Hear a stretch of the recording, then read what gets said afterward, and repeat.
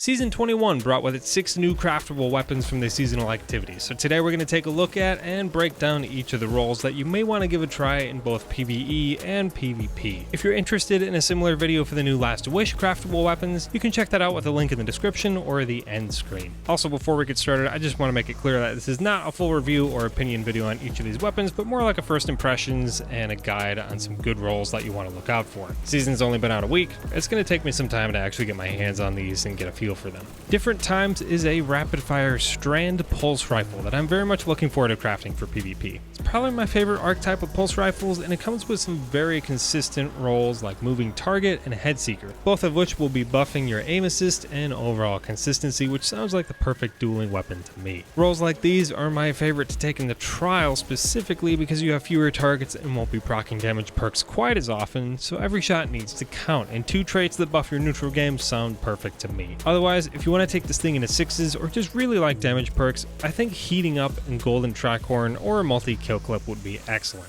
Heating Up just gives your weapon that feel, the consistency, accuracy, everything that makes a weapon feel good to use. Then add on Tricorn for 15% extra damage after just 1 kill, and I think you'll be cooking. Otherwise, for PvE, Subsistence and really any of the damage perks would be solid. Even Focused Fury would be easy to proc since you'd be reloading the magazine as you go, and that's a pretty substantial damage buff. Of course, you can also enhance these perks so you can increase the duration of that damage buff if you really want to. Subsistence is definitely worth enhancing, as the base version refills your mag by 10% on pulse rifles, but the enhanced raises that refill amount to 20% per kill. Usually enhanced traits don't buff the trait all that much, but somehow enhanced Subsistence doubles the effect, so it's definitely worth enhancing. Honestly, I'm just waiting for the day that we get a lightweight SMG you can craft with Subsistence, and something like Incandescent. Bug Out Bag came close, but you can't craft it, which kind of bummed me out. Next up, we've got the Strand rapid fire shotgun called Until Its Return. These names are kind of a pain. I can't really recommend using rapid fire shotguns in PvP because they just get outclassed by their counterparts, and they also have a worse overall ammo economy since they're not usually one-shotting. But you could try Threat Detector and, I don't know, maybe Harmony. There really aren't a lot of compelling options in that second column. I don't know, maybe Behemoth Titans can pull off some janky stuff with Collective Action and the Stasis Crystals, but honestly, I don't even know if 20% extra damage would save a rapid fire in PvP. For PvE though, I'm actually seeing some trait combos that look like they could be a good time. I think you could probably try Overflow and Cascade Point so you have a massive magazine that you can unload super quickly. Great for taking down majors.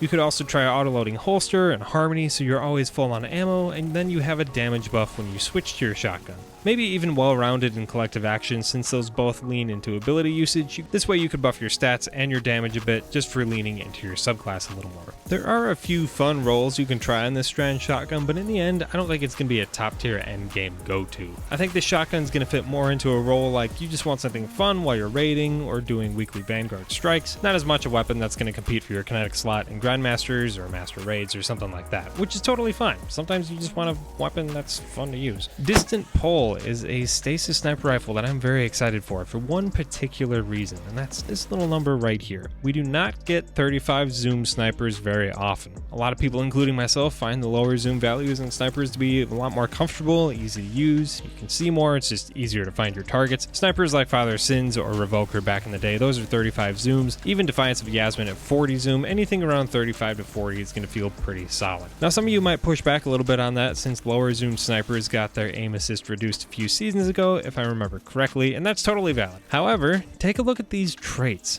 You could easily offset those nerfs with a trait combo like Keep Away and Opening Shot, both leaning into accuracy there. Rapid fires like Distant Pole struggle with range, but right out of the box with these traits, you'll be hitting at 65 range on your opening shot, which is really all that matters in PvP, making your few shots that you have count. Stack on accurized rounds, small bore, range masterwork, and you'll have an 82 range stat for your opening shot with Keep Away, plus a nearly maxed out aim assist. Not too bad. Moving target for the flat aim assist bump would be solid here as well, but the main point is that you're going to have a few perk choices that are going to really feel nice on the sniper. And they're going to give you those headshots that make you feel a little bit dirty that the game gave it to you, almost like watching a sports game and the ref blows a call in your favor. Doesn't feel right, but hey, you'll take it. And because you have such good performance traits on distant pull, you can lean into whatever you want. If you want more handling, go for it. And if you want to max out that range at 82, you can do that too. The traits are set up to be pretty flexible. Now for PvE, rapid fires did get a decent buff, so you could potentially try and use this thing in higher end content, although it still wouldn't really be my first choice for a special. Overflow and Focus Fury would probably be your best DPS option overall, and there are a few options you can play around with if you really want to, but overall snipers again just aren't too compelling in PvE. Next up we have great value taking Immortal with Rapacious Appetite, a stasis aggressive frame SMG. I'm gonna be honest here, it's weapons like these that really make me wonder what Bungie's up to when they're making some weapons. I mean, when you're cooking up a weapon for a brand new season that you want people to buy, you want them to play and engage with and craft these weapons, and you have all your ingredients in front of you, stability, handling, aim assist, why in the world do you make a weapon with worse stats in every single category? I mean, if it wasn't for the range nerf for the Immortal that just dropped, it would literally be worse in every respect. And at least with a lot of weapons, it's at least close. You got a +2 here, a -3 there, no big deal, but here it's +12, +19 stability. Like, that's huge. Who decided this thing should have a base 6 stability? Aggressives are good SMGs. PvP, PvE, they really are, but all these stat differences add up to how a weapon feels, and just from the little bit I've tried, Appetite does not feel great. It's okay, it's just not great. I would not expect to be competing with Immortal in PvP with this thing directly. If that's what you're looking for, Appetite just isn't your answer. We do have target lock here, which is nice, but the other supporting traits are kind of weak. Perpetual motion is nice, I guess. That kind of addresses the stability issues, but again, the base stats are so low to begin with, and it's not really elevating the gun, it's just compensating for terrible base stats. If you really want to make Rapacious Appetite work in the Crucible, then I'd probably try Perpetual Motion and Target Lock. That's going to be your most consistent and lethal role. If you can get rolling with a few kills, Encore would probably be the better option, which takes me to PvE. There are plentiful amounts of targets that let you take advantage of traits like Encore, so I actually really like it as an option in PvE. Better stability, range, and accuracy is actually pretty handy. Well-rounded is another solid choice for PvE since using abilities will bump your range, stability, and handling up to 20, which really makes Rapacious feel a lot more comfortable in general. Considering how easily you can regenerate your abilities with stasis, Well-rounded is actually a pretty decent pick. Combine that with Headstone for more build synergy, and I think it actually could be pretty sweet as a close-range stasis primary, although prolonged engagement's probably still better anyway. I don't know, I just love the Taken weapons and I wanted them to be as incredible as they look. But so far this one's a little bit underwhelming. Last role you may want to consider for PvE before we move on is 4th times the charm plus either Focused Fury or Target Lock. I think that could be pretty nice in higher end content. With red bars and champs being pretty spongy, I think that sustained magazine and damage would be pretty nice. Next on our list is Targeted Redaction, another aggressive frame weapon, but this time a 120 RPM Void hand cannon. So right off the bat we're comparing it to Loud Lullaby, Igneous Hammer, Round Robin, you name it. So what PvP traits should you be looking for? Well, the big craze right now is Collective Action. Collective Action buffs your damage by 20% for up to 10 seconds after picking up elemental pickups. So right now people are just using their Titans and Cryoclasm to throw down crystals, break them, and then you basically get a semi-free damage buff that's enough to 2-tap any resilience. That ends up being a 0.5 TTK and over 35 meters. Very comfortable,